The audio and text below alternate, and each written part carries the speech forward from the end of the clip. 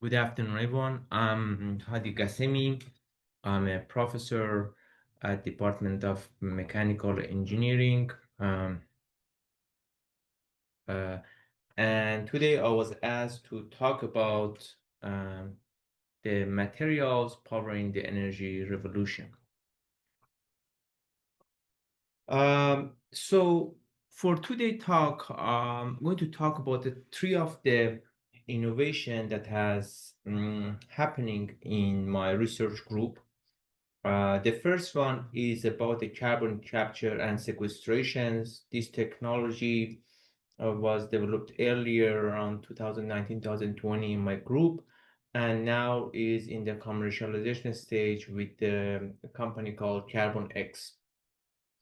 On the second topic, I'm going to talk about the hydrogen energy storage and transportation. This is the topic of research that we have been working for the last, I would say, 4 years.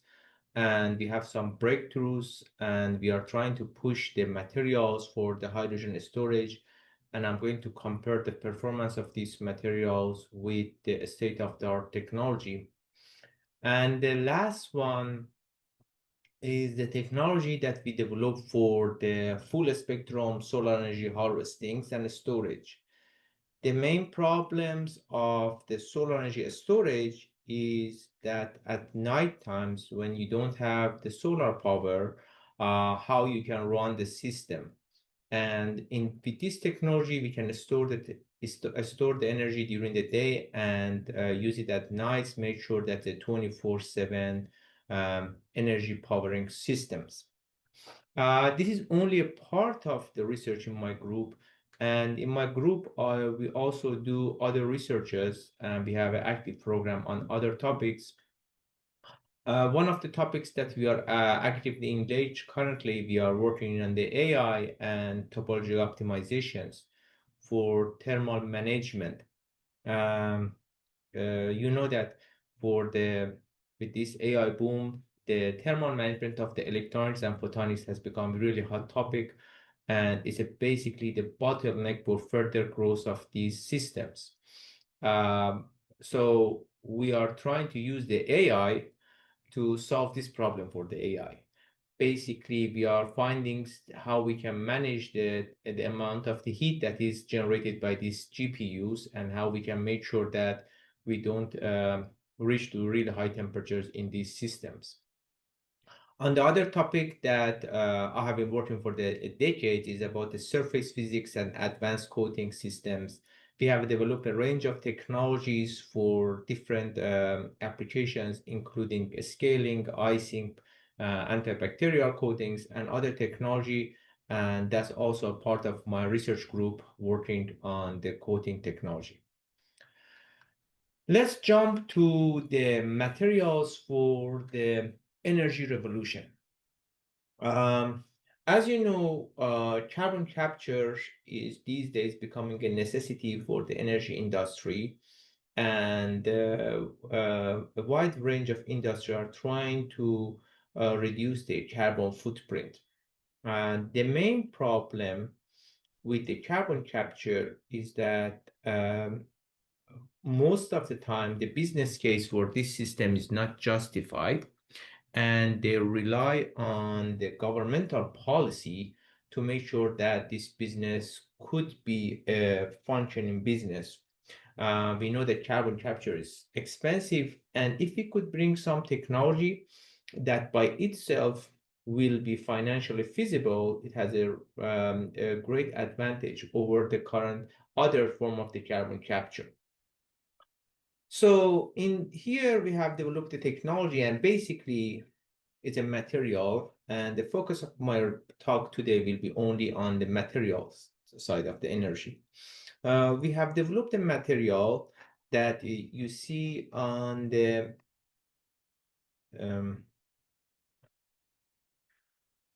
on this um, top left-hand side. This is the material. It's basically graphene aerogel material, and it's infiltrated with some form of ionic liquid. It's a solid material. It's a highly porous material, and once this material is exposed to CO2, to the hot CO2, basically it has a really high CO2 absorption. It's going to basically capture the CO2 that passed through this material. We have used the different, and not only pure CO2, also a combination of the gases to assess absorption selectivity of this material for the CO2, and it has really good selectivity for the CO2. Once this material absorbs the CO2 here, what we do, we have the solution of the calcium hydroxide that we flow over this material, and this calcium hydroxide will absorb the CO2, and at the end, it's going to deposit calcium carbonate and basically the water.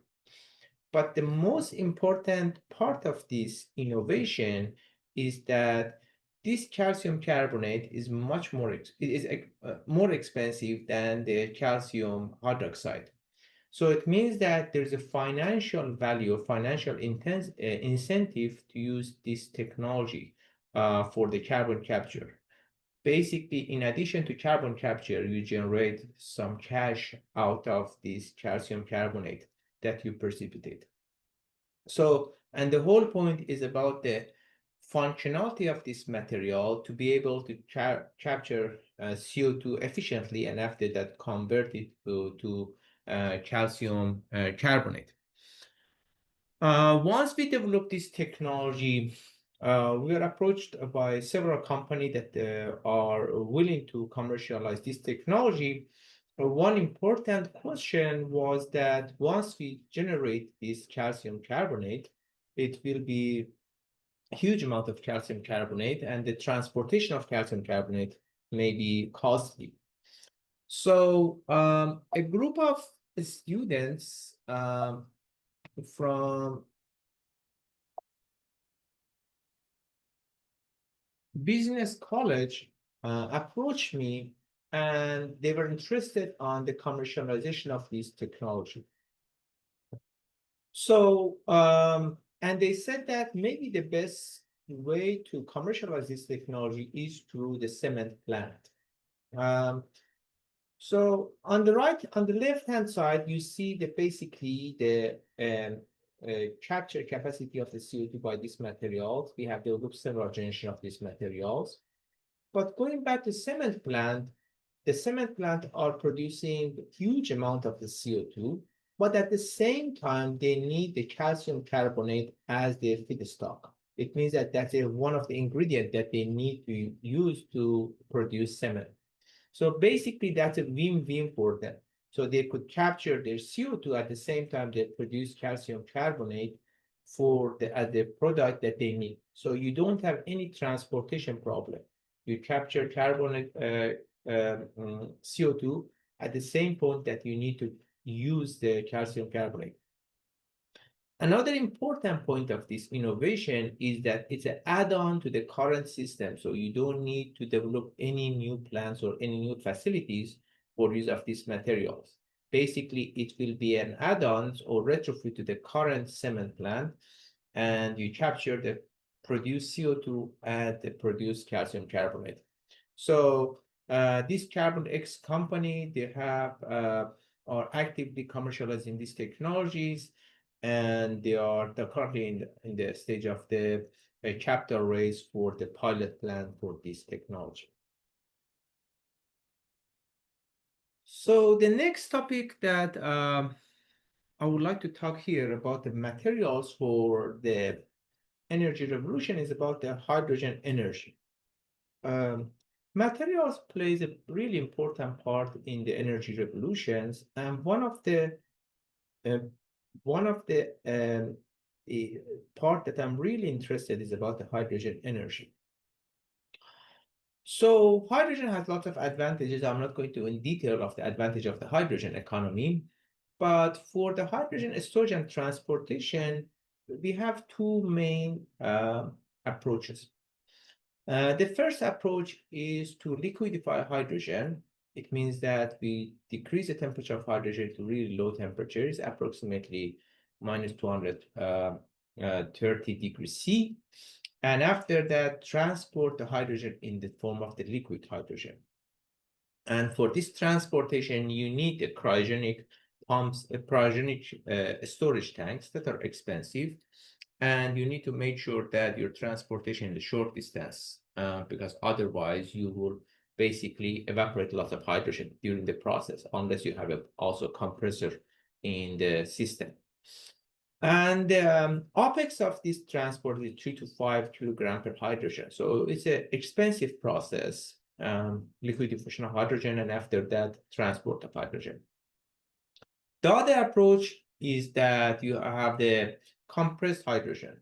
Basically, you pressurize hydrogen to really high pressure, and after the transport in the high pressure tanks, the OPEX is lower for this type of transportations, but at the same time, it comes with lots of safety problems. So mostly the preferred approach currently is the liquefied hydrogen. While back I was thinking about this problem, I thought that maybe some innovation in the material could help to address this transport and storage of the hydrogen.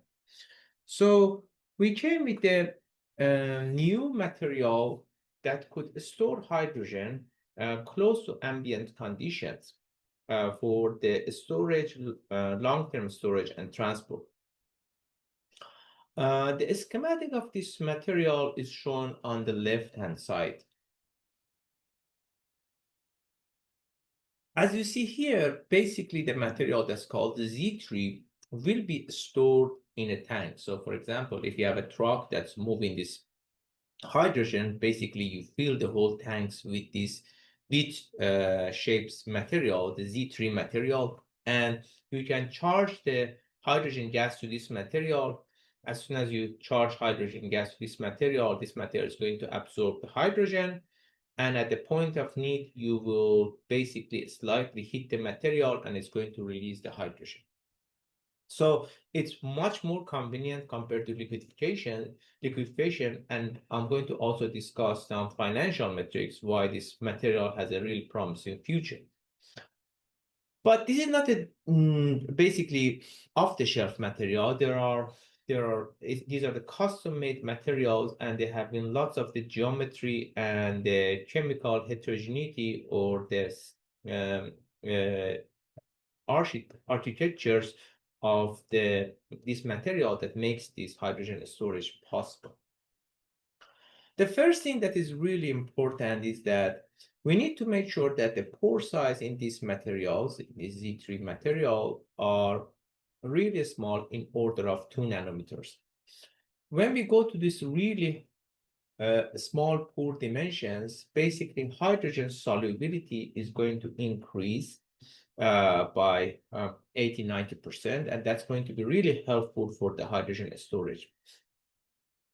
What I want to mention here is that in this form of the hydrogen storage, basically we take hydrogen and convert it to the hydrogen hydrates.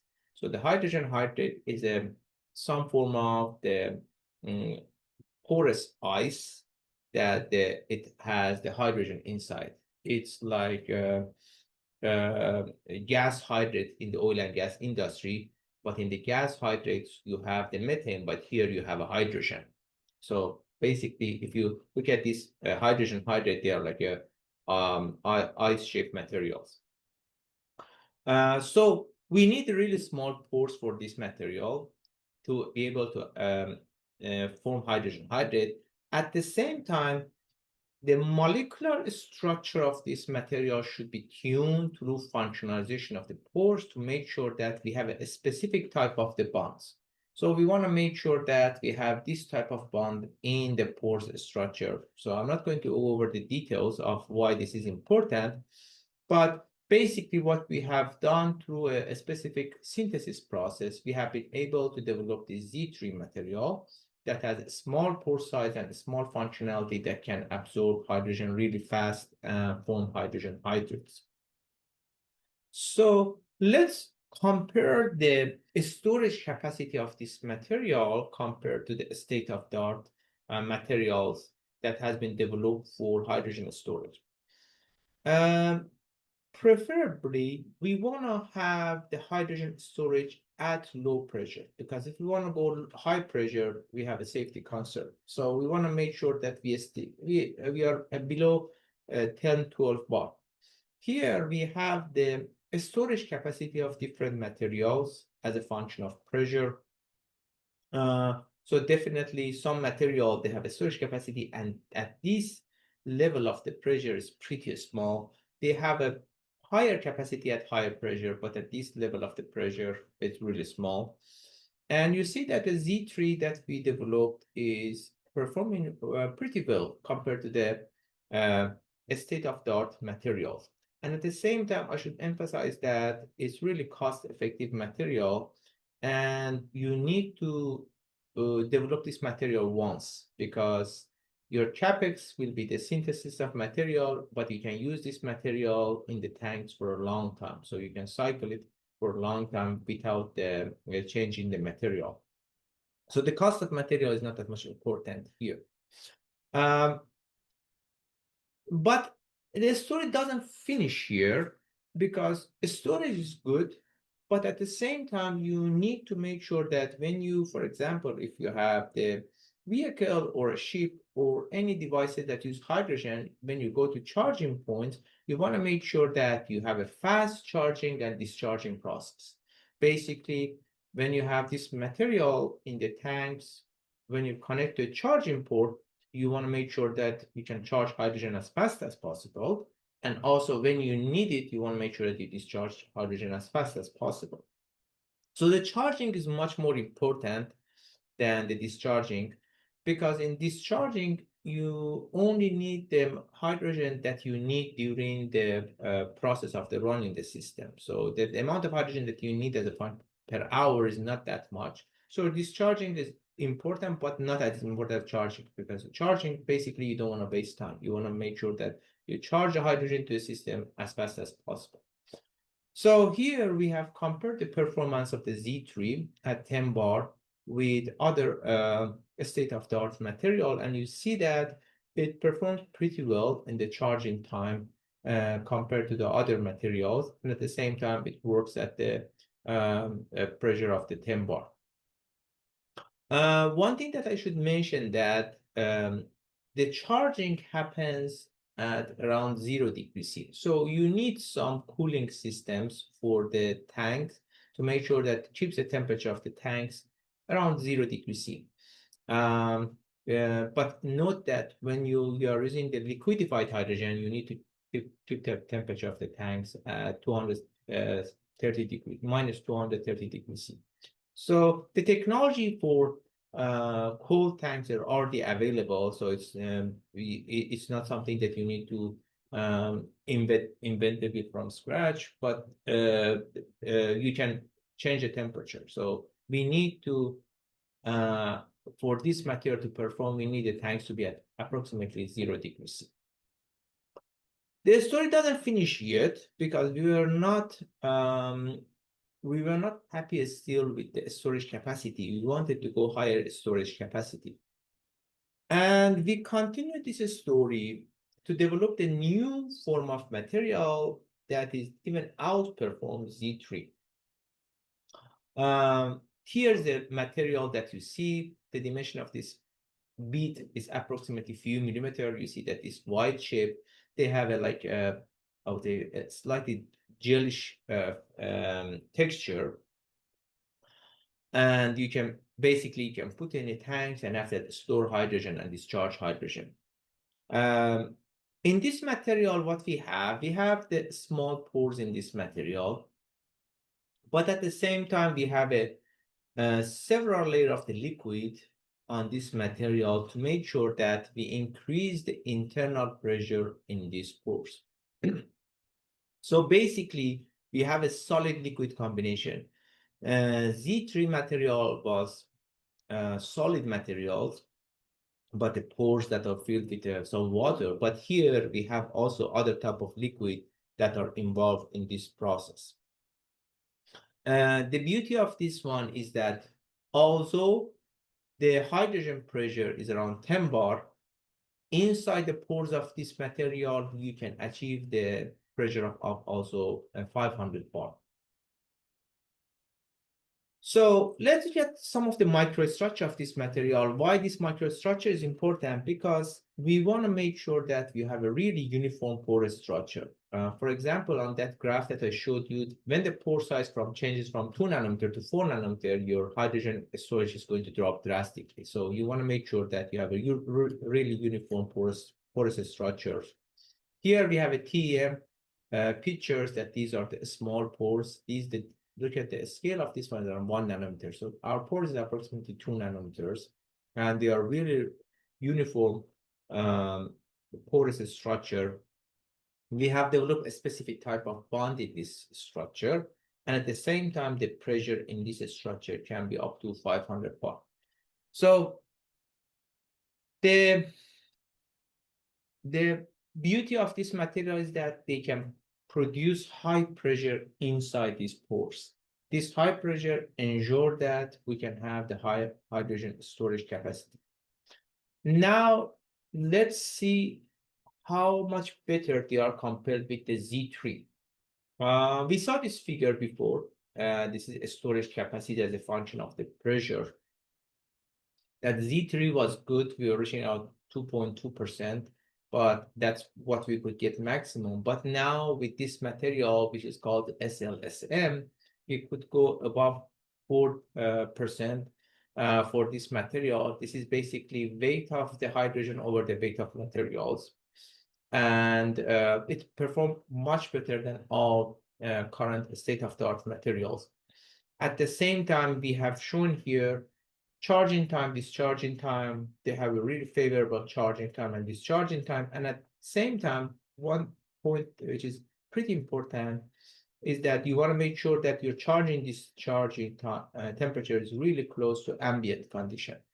Low temperature, some material they require cryogenic temperature for storage. Some material require really high temperature for discharge. So as much as you can bring those to close to ambient temperature, they are really highly favorable.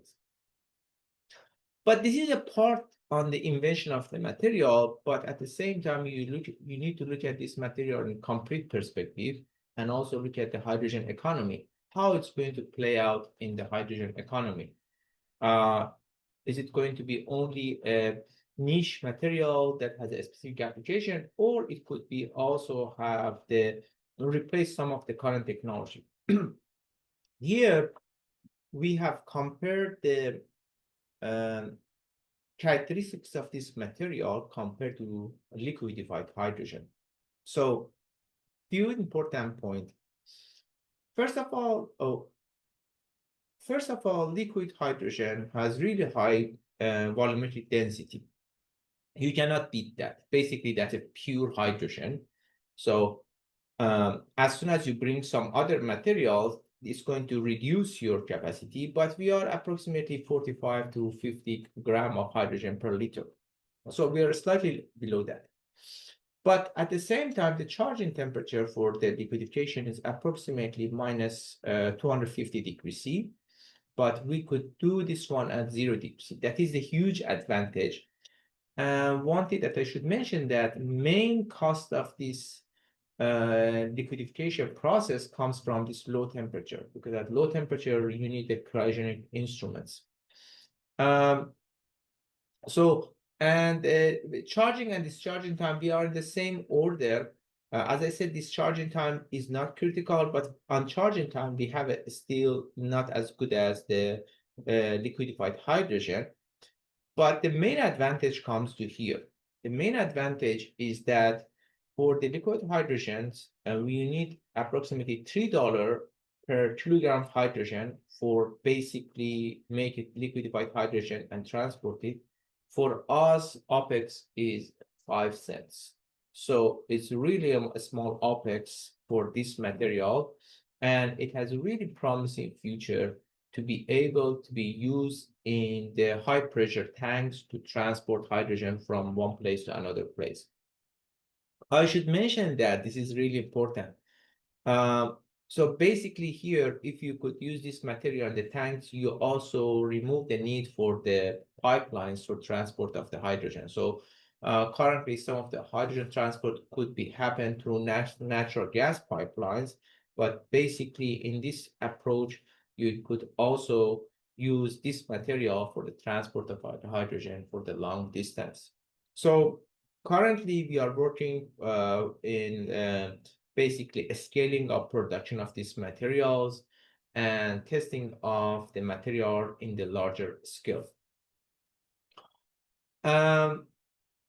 And on the last topic, for the materials for the energy revolution, I chose a material that for the solar energy storage that I was working for this material, I would say 5, 6 years ago. And when to anyone that's in the solar industry, this is a solar thermal, this is not solar PV. The storage at nighttime is the bottleneck. Or if you have a cloudy day, or if you don't have the solar illumination, what you want to do, so you don't have the energy. So we developed this device that you can store solar energy and use it 24/7. The critical part of this structure is this MSM layer. So what we have here, we have a 3-layer structure. And this structure, if it goes under the solar illumination during the day, this MSM material is going to absorb some part of solar energy and it's going to store it. And you can store this one for a long time, even for weeks. And the rest of the solar energy goes through this silica aerogel, which is a transparent material, to this PCM material, the phase change material, and the rest of energy is going to be absorbed by these PCM materials. And the PCM materials is going to absorb this purple part of the solar illumination, and the MSM material is going to absorb this part of solar illumination. During the day that you are going to absorb, but at the same time, as you are absorbing, you can use all of the energy that's stored in the PCM. So you go this path, you're absorbing energy. But as soon as the solar irradiation is done and you go at night, basically what you could do, you could close this valve and after that open this valve. All of that energy that was stored during the day in this MSM, now you can release it. So as soon as you go this path, it's going to warm up this MSM material, and after that, this material is going to release the energy. Basically, MSM is the source that is a storage for the nights. And based on the sizing of this MSM and PCM, basically you can change the height. You can adjust for different environments. So for example, for some areas that you have a lot of sunny days, you could make it MSM smaller, but somewhere that you have more cloudy days, you can make this size of MSM bigger. So MSM basically will be the source of energy during the night. Let's talk a little bit about the physics of this, how they work. Basically, MSM material under solar or the UV illuminations, it's going to change its states. And it's going to remain in this state for a long time. Basically, when you store it, yes, you basically can switch on and switch off. You store it, and as soon as you need to get that energy, you can switch on and get it back. So you don't lose any energy if you leave this material in this QC state for a long time. And the PCM, basically, it works through the solid liquid transition. So you store energy if you go from solid to liquid, and you get the energy back basically when you go from the liquid to the solid material. There are two aspects that are really important in this whole process of the storage and at the same time the use. One is how good I can store the energy. Basically, what is my energy density and what is my specific energy, and also what is the efficiency that I can get the solar illumination to this material. So on the basically energy density, this material falls in the thermophysical storage systems. And although it performs, this is important, although it performs a near ambient condition, it performs pretty well. Some of these material, they need to work at really high temperature. So it's really promising on the energy density. It has a really high energy density. On the efficiency side, which is really important for this one, you could achieve the efficiency of 80 to 90% for these materials. So basically 80 to 90% of your energy stored during the day. And also at nights, basically you could also get the efficiency of 80%. It means that only 20% of all of the solar energy that is illuminated on this material is going to be wasted during the day at night. So that is, if you look at the perspective of the, for example, PV materials, the PV materials could get the photovoltaics material could get the efficiency of 25, 30%. We should mention that they generate electricity, but this one generates heat. We shouldn't compare apple to orange, but efficiency of this one is much higher. It's at 80%. So efficiency wise, they're really promising materials, and they could provide the solutions for basically long-term storage and use of the solar energy. So these were the three materials that I wanted to talk about the energy revolution. Also, I'm going to highlight some of other technology that has been developed by my group. And one of these technology is the one of the coating technology that we developed. These are anti-icing coating technology. As you see here, these are the polymeric coatings. Here we have coated on jet engine. As you see here on this one, you form ice, but the one that is coated, you don't have ice formation. Also, I want to show you some of the performance of this material in action. As you see here, we have two blades that the top one is coated, the bottom one is non-coated. And as a function of time, the bottom one is going to accumulate the frost and ice, but the top one is going to basically remain clean. So this technology is commercialized through the company called Elemental Coatings.